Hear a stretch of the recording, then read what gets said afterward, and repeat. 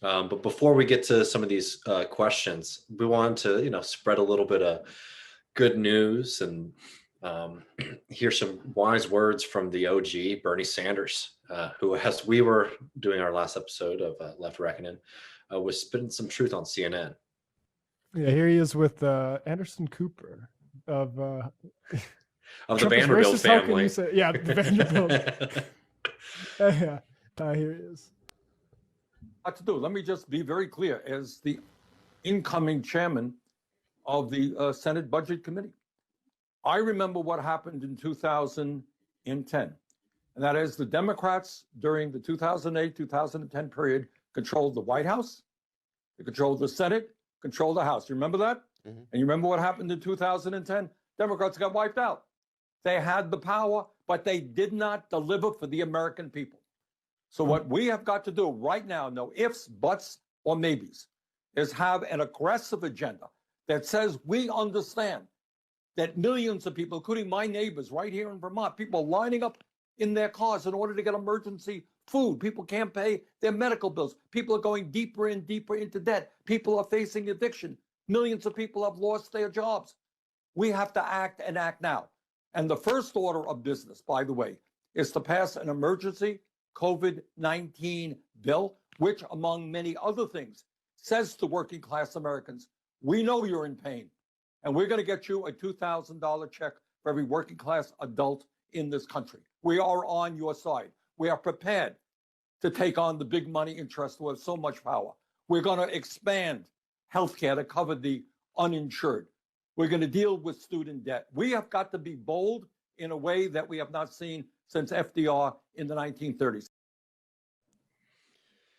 I mean, it's exactly right. And that's why they were so afraid of Bernie Sanders. Have done everything that they can to destroy him. I mean, he's out there fighting him.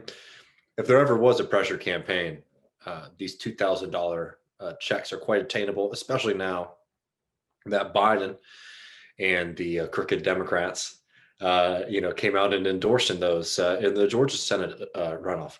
Right. We need to make sure that they follow through on that promise.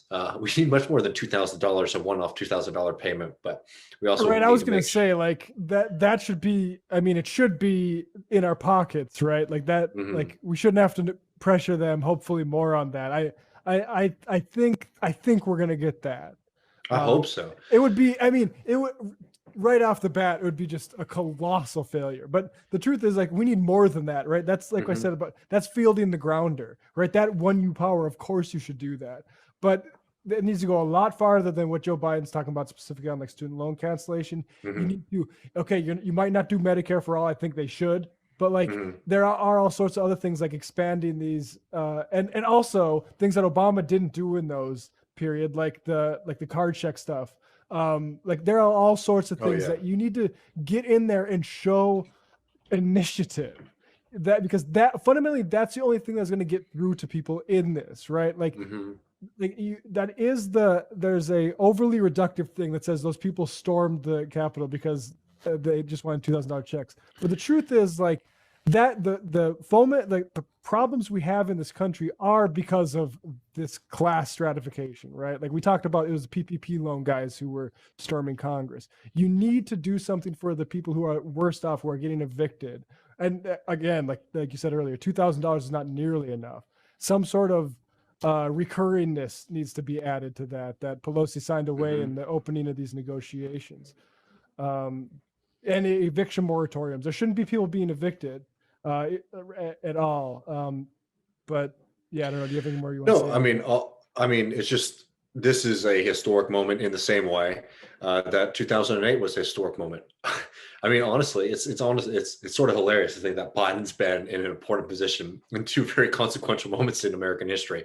One coming into office after the financial crisis, and now coming into office again after the COVID crisis. And we're in a very similar situation where the Democrats have control, not as much as they did in 2008, but they have control over these bodies. They have undeniable at this point public mandate to address this crisis. I mean, they didn't. It wasn't just. Let's just be clear. It wasn't just Ossoff and Warnock that endorsed $2,000 checks. It was ultimately their opponents as well. Yeah. and Joe Biden. Like they can't walk this back. And this is a time when we need to be really vigilant, because what we're going to see almost immediately, I can see, is hedging and walking back and coming up with very clever ways to say we did $2,000 checks, to this one very small subset of the population, and not provide them for everybody. Don't accept any nonsense from them, because it's coming. And I'm really thankful that Bernie Sanders is going to be in a more powerful position in the Senate for this, because the way it's undemocratic, don't get me wrong, but the way that our government is set up, having an ally like Bernie in a powerful position in the Senate can really make a huge difference, because the Senate, a couple people can really drive policy.